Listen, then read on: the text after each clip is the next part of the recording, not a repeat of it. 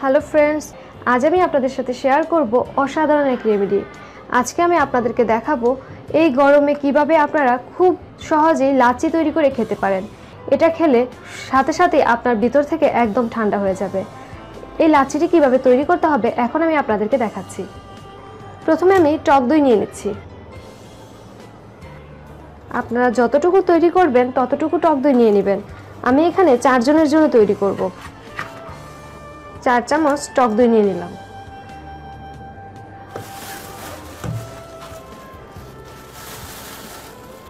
এবার নিয়ে নিচ্ছি চিনি। আমি স্বাদ মতো চিনি নিয়ে নিব।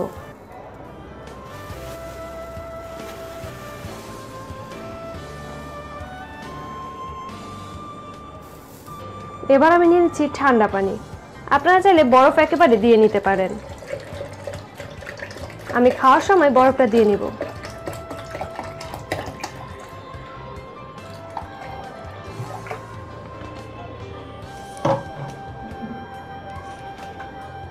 এবার আমি ব্লেন্ডার মেশিনের মাধ্যমে ব্লেন্ড করে নিব। এবার আমি ব্লেন্ডার জাগে কিছুক্ষণ ব্লেন্ড করে নিব।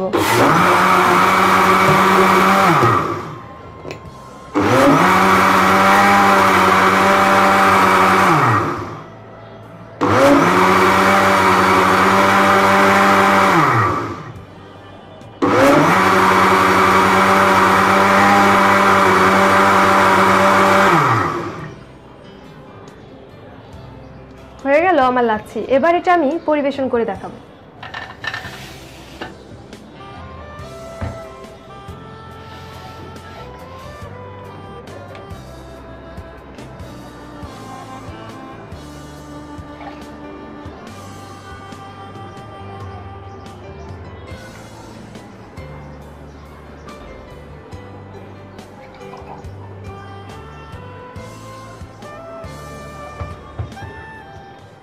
আমার লাচ্ছি রেডি।